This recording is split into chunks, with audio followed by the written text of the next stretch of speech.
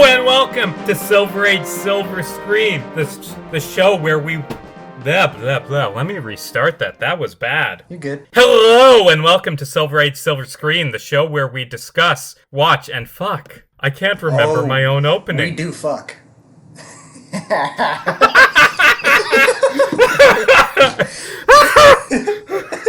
Okay, no. God, I laughed so hard I think I'm gonna get hiccups. I guess that's the intro now. Yep. It's a podcast where we watch, discuss, and review sci-fi, cult, superhero, and other stereotypically geeky films. I'm your co-host, Casey Jarmes. And I'm your other co-host, Riley Thorpe. Oh, God. Don't make me laugh. I'll try. Space Jam! We're watching Space Jam! The meme, the myth, the legend, Space Jam. You know, we watch a lot of cult films on this movie, and this is a cult film, but it's a specific type of cult film. I think sort of similar to how the B movie is a cult film. Yeah. This is a meme film! This is new territory for us. Yeah, that means it's gonna be fun to talk about, but also it's probably, from an objective point of view, not the greatest film, but... Yeah, no, I always bring it up. Every single cult classic film that we review, it's like, it's very hard to look at this objectively, and it's like, do we look at this as a film, or do we look at this as fans? Because a lot of cult classics, and not most of them, but some of them, are pretty fucking bad. You know? So it's like, we know they're bad, and we talk about that, but it's like, at the end of the day, it's like a cult classic is determined by an individual's enjoyment of said film. At a point, it's like, you get enjoyment of it. That said, it could still be really fucking bad. I don't know, we're gonna try to be both objective and subjective, and we'll make it clear when... I will, at least. I mean, honestly, this film, It's a film that has had its resurgence enough that it's getting a sequel, which we will talk about. Oh, yeah. It has all this popularity resting not really so much on its quality, but on 90 kids' nostalgia. And Riley, do you have any nostalgia for this movie? To be perfectly honest, not for this movie particularly. I mean, I saw it maybe once or twice. I saw it a couple times when I was like a really little kid. So this is the first time I've actually seen the movie in like 15, 16 years. Honestly, and I'm 21. Like, I was a little kid. It's been a while since I saw it, but I watched this movie a ton as a kid. My grandma had it on VHS, so I do have that nostalgia. Yeah. Although, another question going into this, Riley, are you a basketball fan? Because this is a basketball movie. I'm not a big sports guy in general, but a big part of the nostalgia for me is not so much this movie, but with the Looney Tunes in general. When I was very young, I remember my family and I would always go up to my grandparents' in Madison, Wisconsin. And there was one time where, because we were driving up there, we were going to miss the Macy's Day Parade. So my grandpa got like CDs to record it on. But he also, when he was at the store, my grandfather bought a DVD set of the classic, iconic Looney Tunes episodes. And every time that I would go to my grandparents' house, I would hang out with my grandparents, see my family, have a great time, but I would also watch the Looney Tunes. And goddamn, do I love the Looney Tunes. Like, as a child, I have so much nostalgia for, like, the classic Looney Tunes. You know, so watching this movie again now, I don't have much nostalgia for this movie per se, but it's the Looney Tunes and their brand and their universe and their characters that I have a lot of love for. You know, it's actually kind of funny. I'm not a basketball fan, like, at all. Yeah, me neither. And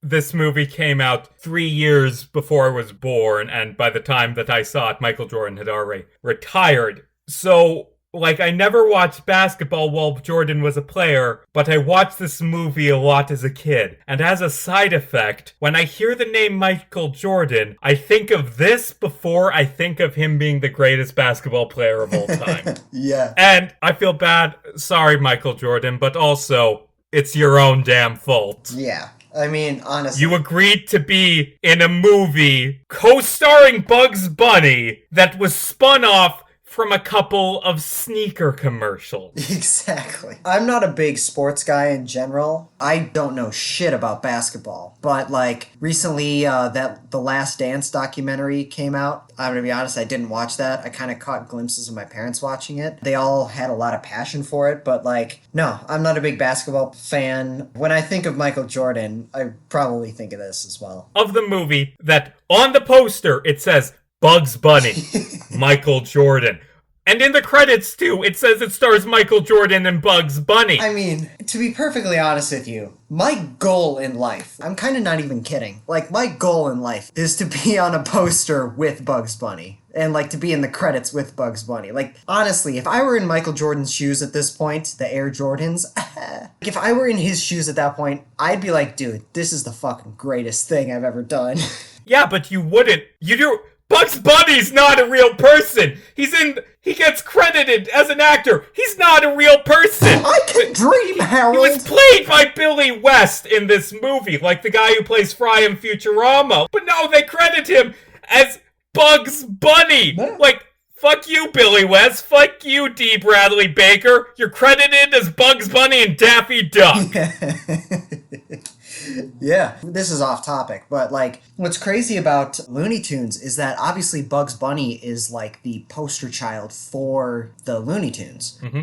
But it didn't start out that way. Before Bugs Bunny was a thing, Daffy Duck was actually, like, the main Looney Tunes character. Because he was, like, around during World War II, and he had a bunch of cartoons about that. And now they just do nothing but make fun of him and talk about how shitty of a person he is. And before Daffy Duck, Porky Pig was actually the main character of the Looney Tunes. So it's crazy to see that it went from, like, oh yeah, let's go from this guy to this guy to this guy, and then that third guy is on the poster with Michael fucking Jordan, credited as himself as the character. Actually, I have, like, read that before. Correct me if I'm wrong, but in all of the really, really old shorts, Daffy, from what I've read, has that crazy, manipulative trickster stuff that later was given to Bugs, as Daffy was transformed into more the guy who gets screwed over while hanging with Bugs. Yeah. It's interesting. I mean, obviously, they're just cartoon characters, and that was just kind of the popularity of the time. Bugs Bunny, it's interesting, like, he was just kind of like the third character to be the most popular character, and now he's an icon. Everybody knows who Bugs Bunny is. I mean, to be fair, Bugs Bunny's a good character. I'm glad he's the icon. He's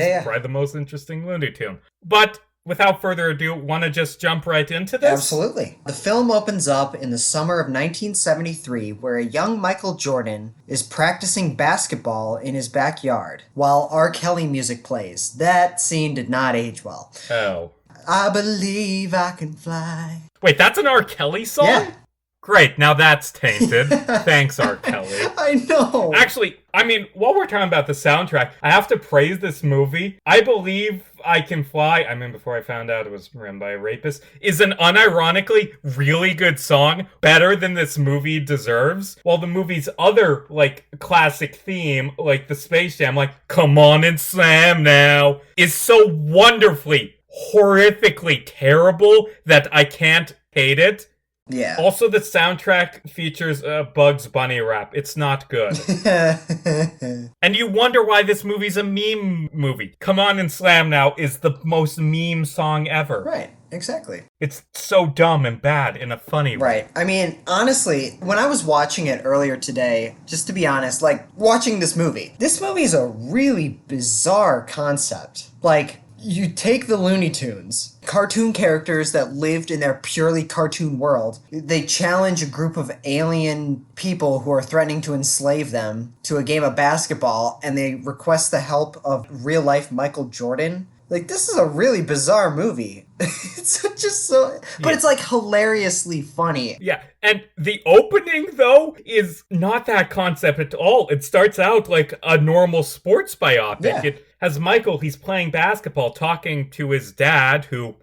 Actually, they never actually meant... It's heavily implied, but it's never directly stated that Michael's father dies. Mm-hmm. But yeah, young Michael Jordan playing basketball, talking to his father. Then he goes through his career. He becomes arguably, honestly, probably the greatest basketball of all time. He's an Olympian. He has a bunch of championships. And then, after his father's death, he abruptly decides to retire from basketball so he can do what his father always wanted him to do. Become a baseball player. That actually happened, by the way. Yeah.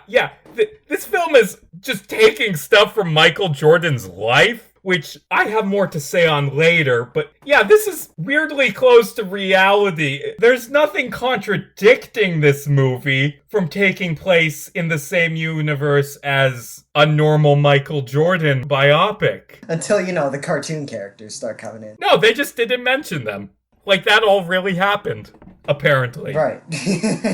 Jordan retired from the Chicago Bulls in 1994, Great. And he joined the Chicago White Sox Double-A minor league for like 2 seasons, I believe. And then he went back to the Bulls for a couple seasons, and then he retired. Like, he actually played minor league baseball for a while. And interesting thing to me is, from what I've heard, he wasn't exactly a very good player. And this movie completely makes fun of that. It's like, yeah, he's a shit baseball player. He needs to go back and play basketball, which is very funny. Like, he was playing baseball when this movie was, like, in development. Like, awesome. Hey, I know your baseball career is bad and you're planning on going back to basketball. We're gonna write into our movie that you're, like, the worst baseball player ever.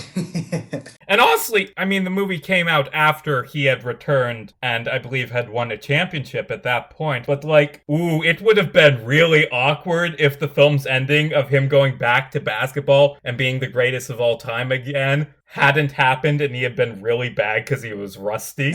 Yeah. So, after this really poignant opening about Michael Jordan's real career, hey, let's check out Outer Space Cartoon Amusement Park with Danny DeVito and his little alien dude butt monkey minions. You know what? It took me an hour into the movie to realize that was Danny DeVito. I said to myself out loud, I was like, that sounds like Danny DeVito. And then like an hour into the movie, I looked up, I was like, holy shit, this is Danny DeVito. I love how he always plays fat, short characters. Yeah, even when he's doing voice acting, which is... I mean, he has the voice of, well, Danny DeVito. So, we cut to Moron Mountain, an outer space amusement park. Their leader, Mr. Swackhammer, played by Danny DeVito, wants a new attraction, and he accidentally hits a button on his remote and it turns on all the Looney Tunes cartoons because plot connivance, so he sends his minions to go kidnap the Looney Tunes so they can be in his amusement park. Yeah. So the little alien dudes, the Nerdlucks, they go to the Looney Tunes world, and they run into Bugs Bunny and vaporize him with a laser gun. And that's like a bit of a contention point with this movie. Like, Chuck Jones, one of the main guys who for years and years and years wrote the Looney Tunes, hated the movie based solely on the reason that, yeah, Bugs Bunny could have defeated the Nerdlucks on his own. He didn't need Jordan. Right, yeah, based on the cartoons alone, Bugs Bunny can defeat anybody. But for me, what was really weird for me was like, Jordan is playing baseball, and then a really, really dated CGI spaceship just goes flying past, and they're all like, oh, what was that? Whatever. And then it goes into a hole to the center of the earth, and that's where the Looney Tunes have been existing throughout their entire existence. Which is really funny to me, because I never thought of the Looney Tunes as existing in our Earth's crust, you know? Here they are. What even are the Looney Tunes in this? Like, Who Framed Roger Rabbit, which this film is heavily drawing from, by the way. This is, hey, what if we made Who Framed Roger Rabbit, but with Michael Jordan? That would sell a lot of sneakers. Like, in that, the cartoons are their own race, I guess, of people who live in their own neighborhood that applies to cartoon physics. And, like, they're filmed. The cartoons are actual, film things. But in this, the Looney Tunes, they live underground behind a giant Warner Brothers logo, which raises so many questions. Like, what is Warner Brothers in this? Are they like evil gods who enslave these cartoon characters from the center of the earth? Here's my theory. Warner Brothers is to this universe what Disney is to our universe. Hot take. I mean, Warner Brothers is kind of that in our universe. Disney, please hire me. Another thing about the Looney Tunes. When the Nerdlucks invade and they have to all meet up, we see Porky Pig running into a Roadrunner cartoon and just like saying, hey, we have to go. And then the cartoon is just blank. So does that mean that the Looney Tunes are constantly 24/7 doing these sketches? Like, I have so many questions, and this film answers none of them. Yeah. I mean, it's the type of film where it can get off on just the laziest possible world building, but goddamn, there is no world building. Exactly. Like, in this scene in particular that you just mentioned, he goes home, and he's attacked by the bulldog, Charlie, who's a beautiful bulldog, by the way. I love dogs. I love bulldogs. Very chunky. Yeah, I used to walk a bulldog for a lady who went to my church. Oh, that's nice. Very nice doggy. Very nice. Yeah. As the maid is pulling the dog off of him, Jordan's wife pulls up in her minivan with, like, arguably more children on the baseball team than that car can handle. It's a clown car. At that point, it's just unsafe. Jordan married a clown. No disrespect to Michael Jordan or his wife. In this universe, I'm not saying in real life he probably married a normal person. But in this universe, he married a clown and he got her clown powers, and that's why he's able to interact with the Looney Tunes. Yeah, as if Michael Jordan would ever watch the show. But his son walks out last. He sees his son's very depressed by the fact that, like, his son just is terrible at baseball. He just lost a game, like, really badly. I was like, I really hope, and personally, I really hope that this subplot of his son trying to succeed at what his dad is, in his eyes, is succeeding at, but in real life they're both failing at. I can't wait to see how this subplot comes back into play in the movie. Nope, it's the last scene we see of it. Yeah, that's really weird. Like, they set up early on in this movie, Michael is heavily motivated by the recent death of his father that is never mentioned after the scene that implies it. And B, that Michael, like, he's a father. He's a father who apparently lives in a normal middle-class home,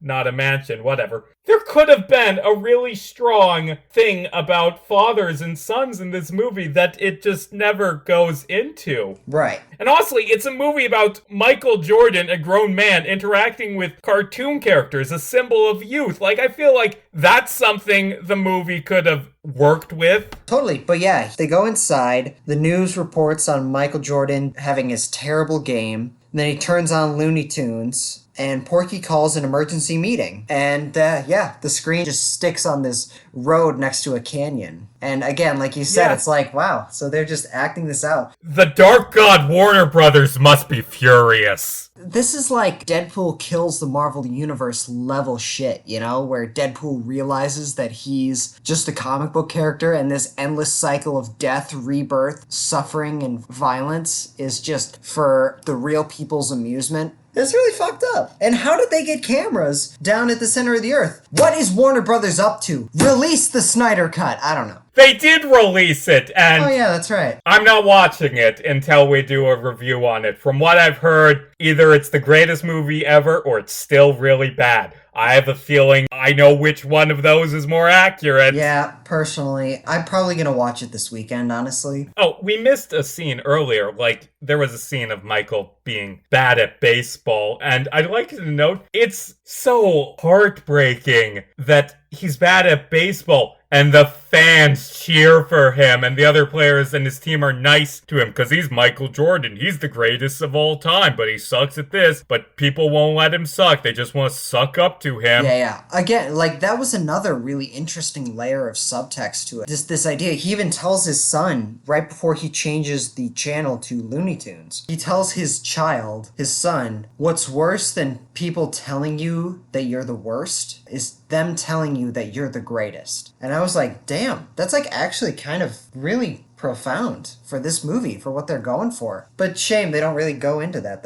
much. I mean, I guess, like, well, people are nice to me whether I'm good or bad, so I'll just go be good at something. I don't know. It's a really messy character arc that Michael Jordan has in this movie. Mm-hmm. So, the Looney Tunes, they have this meeting to decide how to take out the Nerdlucks. And Bugs Bunny, actually, in a rare character-accurate intelligence moment, he writes a book, very obviously fake, just writing on a normal textbook. Rules that you have to follow while enslaving the Looney Tunes. And it says you have to let them fight for their survival by playing a game. Oh, okay. What game do you want to play? I mean, it's in the book. We have to follow the book. And the Looney Tunes meet and they discuss what game they should play against these really, really short aliens. They choose basketball. Yeah, Bugs Bunny hands them a book of how to draw cartoon characters, and he crossed out cartoon characters. Right, that's what it is. He replaced them with, like, defeat or something like that, conquer or whatever. And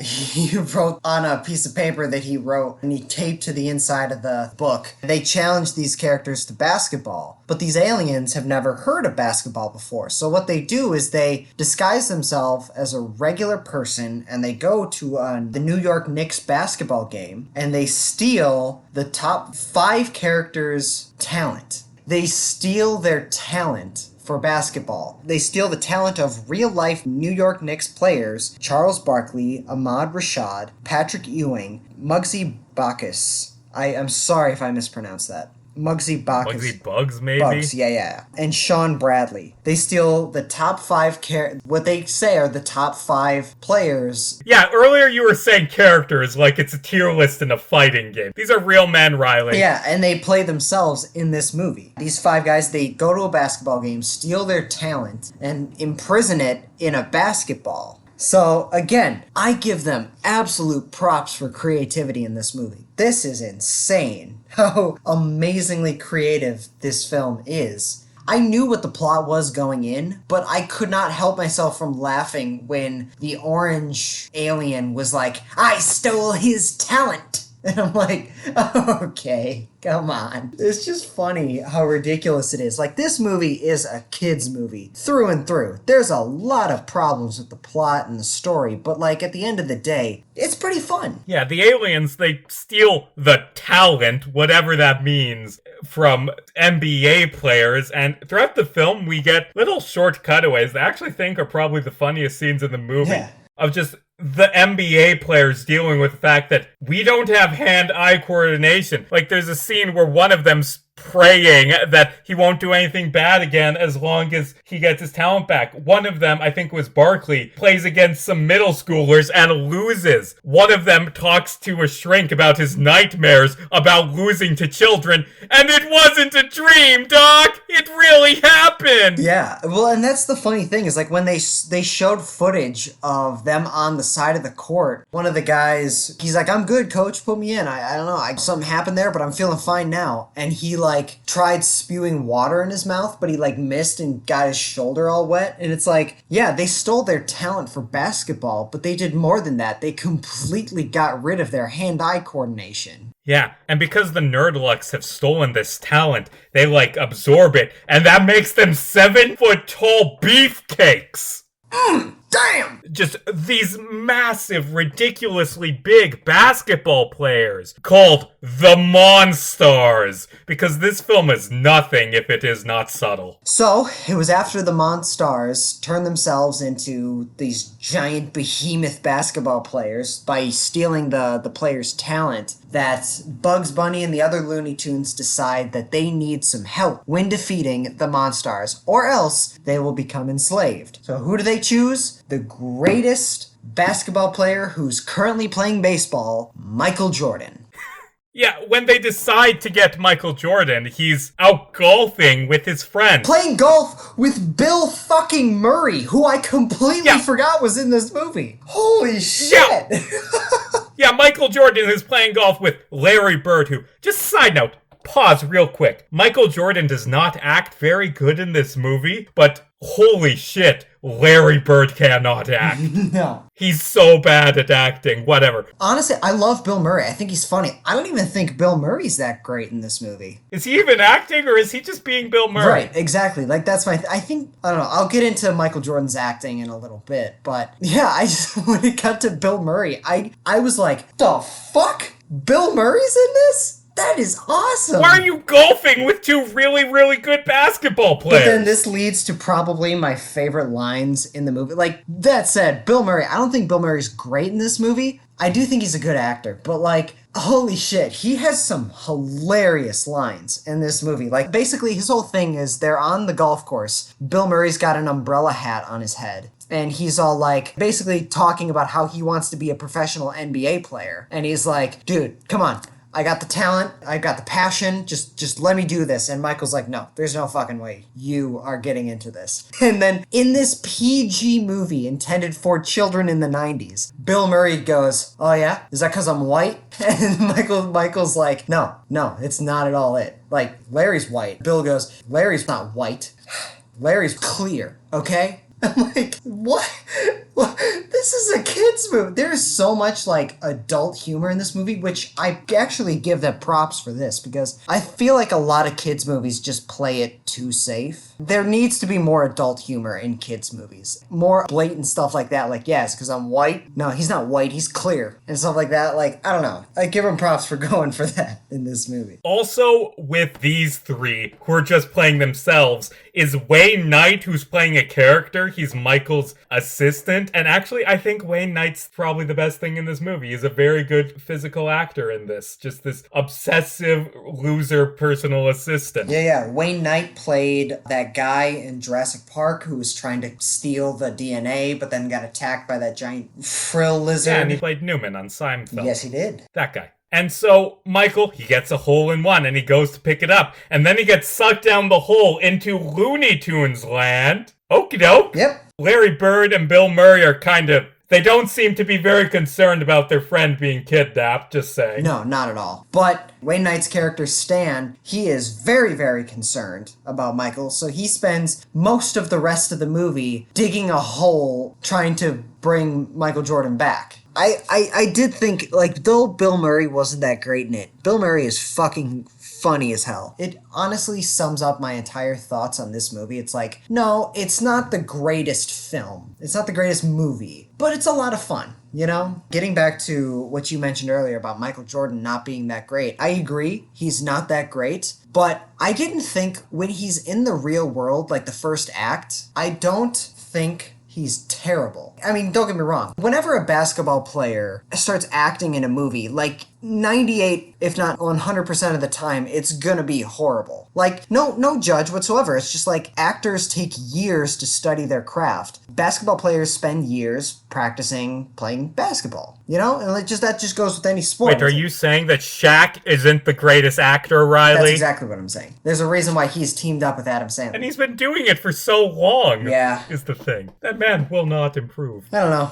Shaq seems like a good guy, but he's not a very good actor. But I didn't think he was terrible in the first act. I mean, don't get me wrong. He's no Kevin Garnett in Uncut Gems. Kevin Garnett, have you seen Uncut Gems, Casey? Yeah, I've seen it. He's good in that. Yeah. He is very good. So my point is, Michael Jordan, he's not, like, spectacular. But honestly, there was a big drop in his acting quality when he got to the Looney Tunes land. And I don't blame him necessarily, because as I said, it's like, he was new to acting at the time. He was just a basketball player. But at the end of the day, it's like, they filmed all of that stuff on Looney Tunes land on a green screen. And that's very hard for any actor, even like seasoned professional actors to perform on. Like in the Hobbit trilogy, which came out a couple years ago, Sir Ian McKellen, knighted by the Queen of England for acting. He's been acting for like 50, 60 years. He almost quit The Hobbit because they were filming on green screens. And he's like, I have no idea. I can't act like this. When Sir Ian McKellen,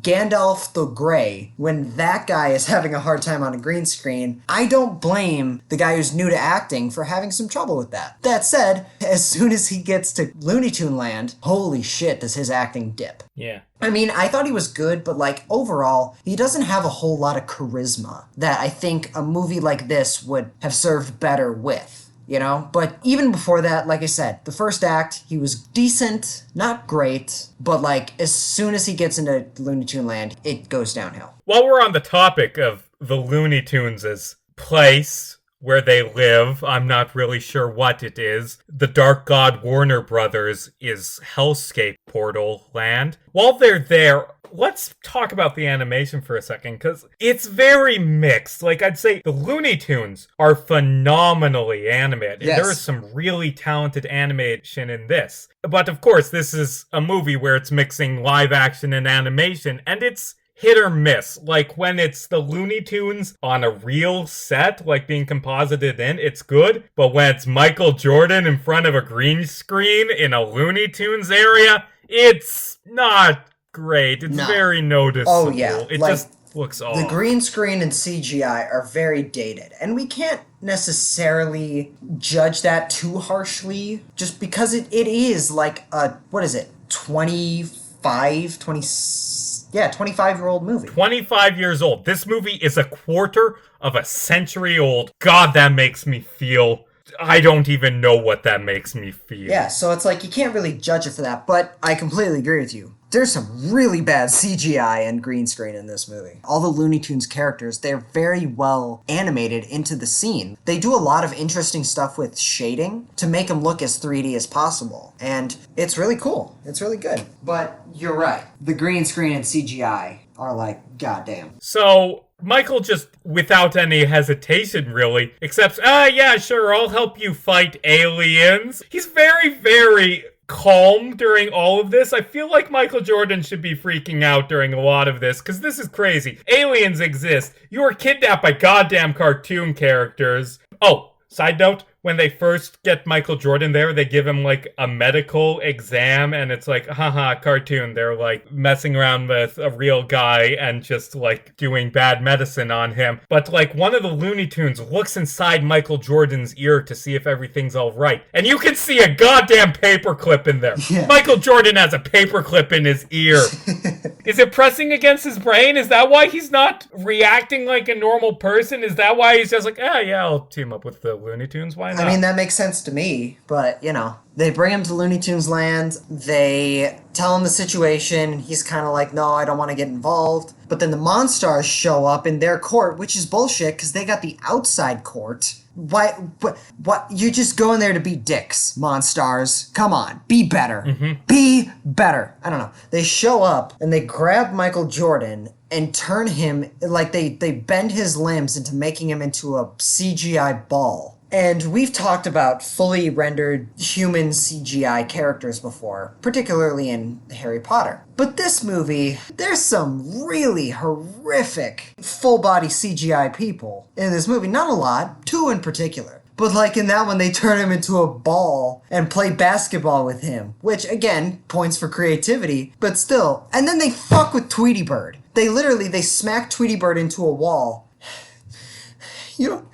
No one fucks with Tweety Bird. You don't fuck with Tweety Bird, okay? Unless you're Sylvester, then you're allowed because it's funny. Yeah, because Sylvester's a loser, you know? But yeah, it was at that point where he's like, yeah, the Monstars are fucking dicks. I'm gonna team up with you and teach you how to play basketball to keep you guys from being enslaved, which is the plot of this movie. The Looney Tunes are about to be enslaved. Need I remind you? As they're, like, practicing, getting ready for this basketball game, we get introduced to a new character! Oh boy. The sexy female bunny named Lola, who has the personality of sexy and nothing else. Because A, this movie came out in the 90s, and B, there was definitely a furry who worked on this movie. They introduced hot, sexy rabbit lady. Mm-hmm. Lola Bunny made her introduction into this movie. Now, let's take a couple minutes here to talk about Lola Bunny as a character, her impact on future installments into this franchise, and why my dick is not hard right now. I mean, you know, I'd mostly like to talk about that last one. But, you know, let's just be real. Recently, with the new Space Jam sequel coming out, a couple weeks ago, or was it last week? It was probably last week. Something like that. I mean, we've 2 weeks in advance. Right. As of filming this, about a week or two ago, and when this comes out a couple weeks ago, new photos of Space Jam 2 have come out, and a lot of people are showing backlash against it. Because Lola Bunny, you know, the cartoon rabbit, doesn't have huge tits. Why doesn't Cartoon Bunny Lady make me horny, Riley? I don't know, honestly. But, like, Casey and I, neither of us are furries, okay? And, you know, at the end of the day, I make jokes. I make ridicules. You know what? Go to my TikTok page to see a bunch of jokes about furries. But, like, at the end of the day, if you're into that, you're into that. But goddamn, the sheer amount of hate this is receiving. Just a single photo of a fucking rodent. A fucking humanoid rabbit. An animal. Not being sexy enough for you fucking Reddit incels? Are you fucking kidding me?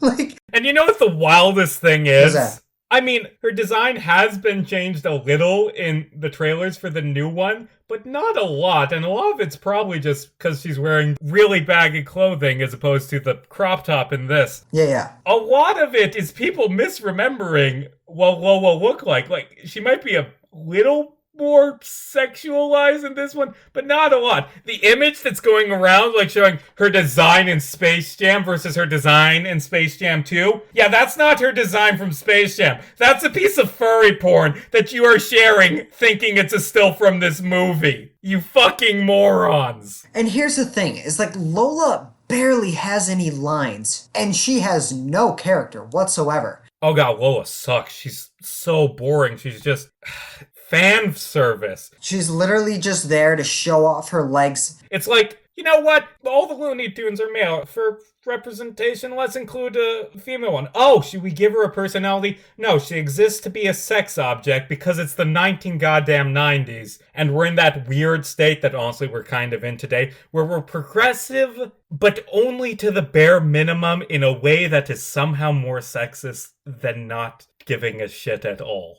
Here's the thing. There was a show on Cartoon Network called The Looney Tunes Show. It was a reboot of The Looney Tunes that ran for 2 seasons between 2011 and 2014. Now, I fucking loved that show. Yeah, it's great. It's not the same zaniness as classic Looney Tunes shorts, but it's a fun, entertaining cartoon. Yeah, absolutely. And they take the characters in such very interesting directions. And because we live in a society where anything new is shit, so many people backlash against it. And it's like, no, this show is really good. I mean, it took the like, oh yeah, Bugs Bunny's character is, he's supposed to be like the smart ass, the guy who always wins at the end of the day. But no, it's like he struggles a lot in the show. And it's like, yeah, people are like, no, that's bullshit. That's not Bugs Bunny. Like, I agree that that's not typically what Bugs Bunny is known for. But at the end of the day, they made him a much more interesting character. The thing that show did the best is it gave Lola a goddamn personality. They made Lola Bunny just absolute buck wild yandere weirdo who's really into bugs and is a moron and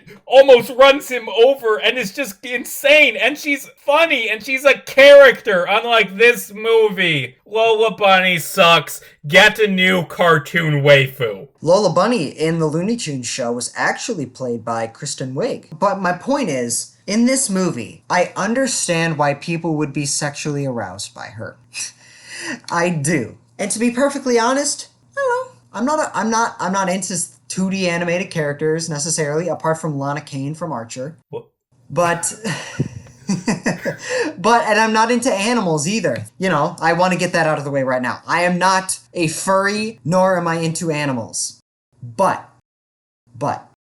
Lola Bunny is a shit character in this movie. She is a much better character in the Looney Tunes show because she actually has a character, you know? And you people who are complaining about her wearing baggy clothes and not having big enough tits and ass. Exactly. Thank you. Not having big enough of those. Honestly, fuck you. And I mean that with all sincerity. Fuck you.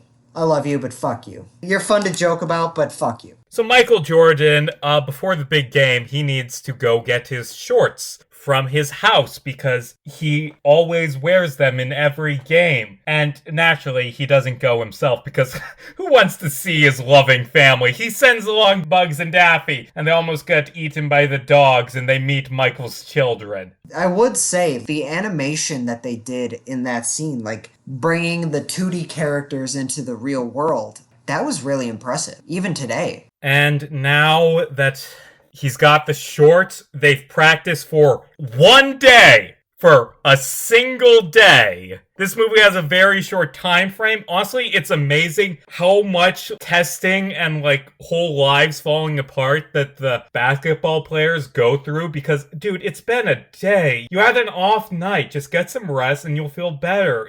It's not the end of the world. Right.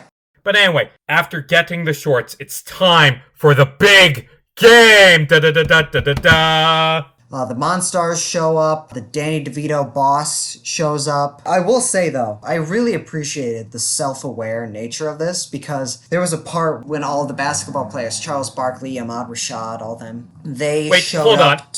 I was gonna let it pass because you said it earlier. Ahmad Rashad isn't one of the basketball players who gets his powers stolen. He's a broadcaster. The guy who you skipped earlier when listing off the basketball players is Larry Johnson. Just so we don't get the comments on it. Okay. Wait, hold on. I don't Just know anything looking it up. Ahmad Rashad isn't even a basketball player. No, he's not. Look. Where are you getting Ahmad Rashad from? Because I clicked pause on Amazon Prime and it said Ahmad Rashad was on the cast. Oh. I don't know. Honestly, I'm sorry if I offended anybody there. Like, I know nothing about basketball. But point is, the 5 of them were seeing this psychic who can see into the spirit world or whatever. And they were asking her, like, where did our talent go? And she said, it was taken by these cartoon aliens. And I see Michael Jordan playing basketball with Bugs Bunny, which is exactly what's going on. And all the guys went, you know what, this is bullshit. You know what, let's go.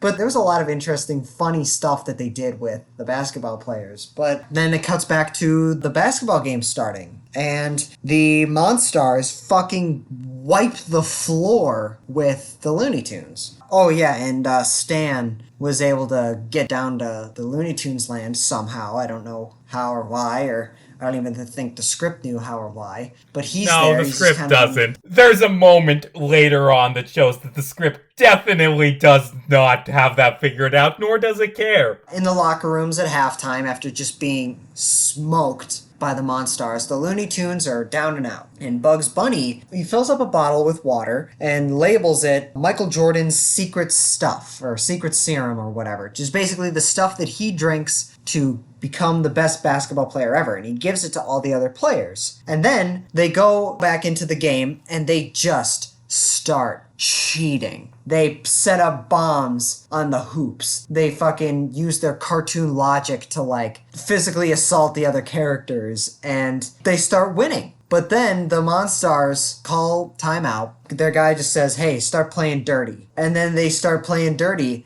and they put Tweety Bird in a fucking iron lung. Yeah, they put all of the Looney Tunes, save Bugs, Titty Bunny, and Daffy. They break all of the Looney Tunes. And naturally, the ref, who is Marvin the Martian, by the way, which is really clever because he's an alien and a cartoon. Marvin the Martian, the ref, naturally gives them a ton of fouls. I mean, I looked up basketball rules. I'm pretty sure if you deliberately injure like 10 different players, you get immediately ejected from the game. And even if you don't, the other team's gonna get some free shots because, you know, fouls exist. But whatever. Let's not apply real sports logic to this dumb movie.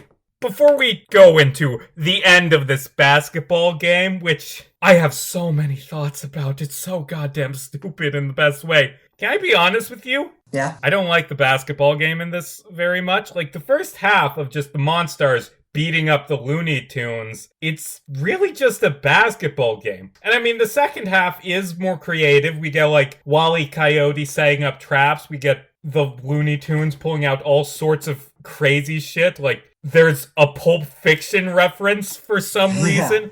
For like 2 seconds. Literally 2 seconds. I counted. Yeah. I think the crazy cartoony basketball part went way too short, which is a shame because it's the only time in this movie that was really Looney Tunesy, and that's overall one of the big problems with this film. And that was like something that was interesting to me is it's like this movie has a lot, and I mean a lot of crazy, interesting ideas, like just cartoony, weird shit that's going on. And then when it comes down to the actual basketball game, it's like, no, just a regular basketball game that they're losing at for a while. Yeah. And it's just so boring, and it's pretty disappointing, actually. So, right before the game ends, they have to put in their last player on the bench, Wayne Knight's character, Stan. And he gets fucking wrecked. He gets flattened into a pancake, which, imagine how much that must hurt. Like, it's a cartoon world, but he's a real man. He feels pain. Yeah. But yeah, he gets flattened like cartoony, and then they inflate him and he blows away like a balloon, and he's a cartoon character now for a scene, which I assume that's what you were talking earlier when you said there's a few moments where the CG isn't good. Oh yeah, when they start like pumping him full of air, I was like, holy fuck, that is terrifying. But now that Wayne Knight is down, there are only 4 people left on the Toon Squad, which means they have to forfeit because they don't have enough players. But wait, who's that? Surprise reinforcements? Bill Murray, who's here somehow? Danny DeVito gives the best line in the film. Like, what? I didn't know Dan Aykroyd was in this movie. Which is hilarious. Yes, I fucking love that. Like, just Bill Murray shows up out of nowhere. And Daffy asks him later on, he's like, how did you get down here? And Bill Murray was like, oh, I'm friends with the producer, and he just kind of got me out here, What is this goddamn movie? It's so dumb, but it's funny dumb. But it's not a good movie. Like, dropping the facade, this isn't a good movie. But at least it's a movie that's fun to make fun of. Oh yeah, of course. So the clock is running down. They just need one basket to win.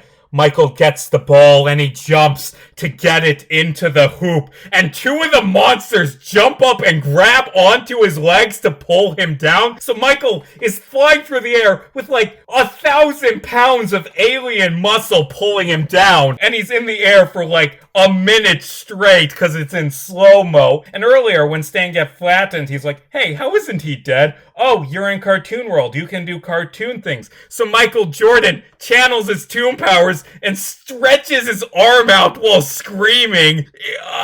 What the fuck is this movie? And he dunks the ball. It doesn't look good. It looks horrific and it's ridiculous and I love it. Yeah. We forgot to mention the fact that during the timeout, they were able to find out that the reason why the Monstars are so good is because they stole the talent from the players. And Michael said, if we win, you give the talent back. But if we lose, then you get me as a slave. Which is, again, this is a kid's movie. Like, Michael Jordan is gambling with that shit. Like, that's some pretty dark shit. Well, Michael Jordan likes gambling. Oh. You're right. Yeah, but Michael makes the basket and he saves the day. And Swackhammer, Danny DeVito's character, is yelling at his minions and he's like, you lost. And Michael's like, hey, why do you work for him? Oh, 'cause he's bigger and stronger than us. Wait a minute. And they blast off Danny DeVito. And they give their basketball talent back to Michael, who gives it to... Well, actually, he holds on to it for a bit. His friends are going through an existential crisis, but you got that basketball game, man. And Michael Jordan takes the Nerdluck ship back to the baseball game. And this is the weirdest ending. Like, Michael Jordan wasn't a great baseball player, but they frame it like this is a baseball movie because he's got to get back to the game. And he flies there in a spaceship and he lands and the whole crowd is staring at him. And Stan runs out and announces, it's Michael Jordan! And he marches out and then probably gets struck out immediately because he's not a good baseball player. Yeah. Then Michael Jordan gives the other basketball players their talent back, and he returns to NBA, and then he went on to win like 3 more championships, greatest of all time, yada yada yada. End of the Space movie. Jam. God damn. This is a very fun movie. Though, this is a very fun. It's a lot of fun. Like, if I can sum this movie up, it's dumb, and it's for kids, and it's outdated, but it's fun. But to be perfectly honest with you, I'm kind of surprised as to why, kind of surprised, kind of not, that this movie in particular would become the meme that it has.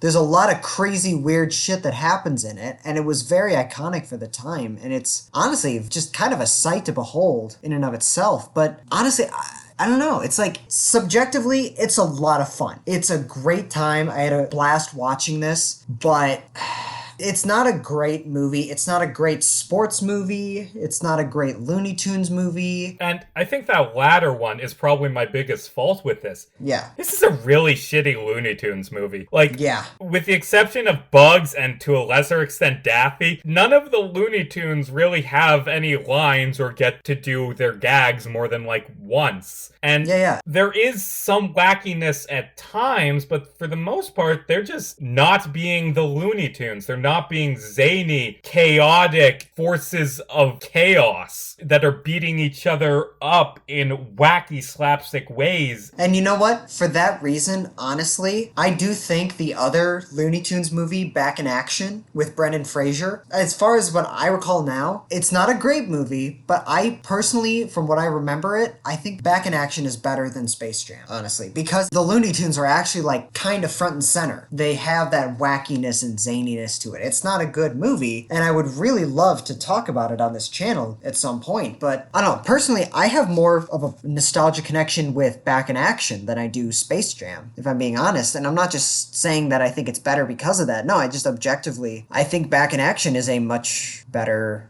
not a much better, is just a better film. It's just, this is a lot of fun. It's really funny. It's got some really cool moments, but overall, it's not a great film. It's not a great basketball film. It's not a great Looney Tunes. The acting's not that great. The CGI and green screen are really bad, just really dated. And there's just a lot of really interesting story elements that they introduce that they just end up doing nothing with. So, I don't know. It's interesting to me that of all the movies that have come out at that time, why Space Jam? Because millennial humor is 90% centered in liking something ironically until you brainwash yourself into liking it genuinely. Very true. Very, very true. I forgot about that. Riley, after everything you've said, how would you score this movie? Well, I'm going to give it 2 scores, okay? Objectively, as a film, I'd probably give it a 4, honestly. But as a subjective fan of Looney Tunes, as just someone who's looking to this movie as for what it is, I'd probably give it like an 8. So for that reason, I'll probably give it a 6.5 out of 10. Okay. It's a really fun ride. Just as a person who's a fan of this, it's a lot of fun. But judging this as a film, it's not that good. For that reason, I'm going to get the middle ground. I'm going to give it a 6.5 out of 10. I mean,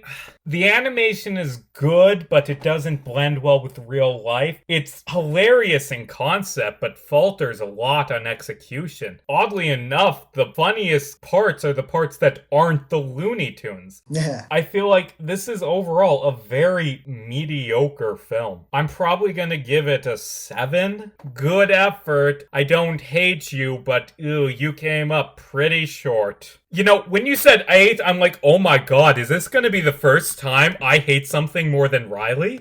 Wait till we review Gods of Egypt. Wait, are you implying that you like that movie and I would hate it? I don't know. I was just, I couldn't think of anything, so I just thought of a movie I just thought of a movie that's really bad that I love. Maybe we will rate that someday, because I want there to be my idealist and your cynic get swapped at least once. We came close a few times. Yeah. Before we end, can we talk about fucking Space Jam 2? And not just as in, the movie that doesn't make my dick hard, boys! Like, this movie, people like it because of how goddamn stupid and crazy the concept is. Yeah. Space Jam 2, from what I've read, isn't the plot like Don Cheadle kidnaps LeBron James's son to blackmail him into giving him his Twitter followers? So LeBron James teams up with the Looney Tunes to take on Pennywise? Like, what? I know nothing about the plot. That sounds about right to me. I don't know. I'm really looking forward to it, to be perfectly honest with you. Also, it should be noted, that movie's being produced by Ryan Coogler, who's a really good director. He made Fruitvale Station, Creed, Black Panther, and at first I was very confused as to why he'd be making a Space Jam sequel. But then I realized, he loves movies that have Michael Jordan in them. But Yeah. Actually, that's a joke on the fact that Michael B. Jordan is an actor who works with Ryan Coogler in most of his films. That is kind of relevant because the Screen Actors Guild, it's a big union that most Hollywood actors are a part of. They have rules that say that two actors can't have the same name. So Michael B. Jordan, who's one of the best actors that's come about in the last couple of years, he has to have his middle initial legally because there's already an actor named Michael Jordan. That's crazy, honestly.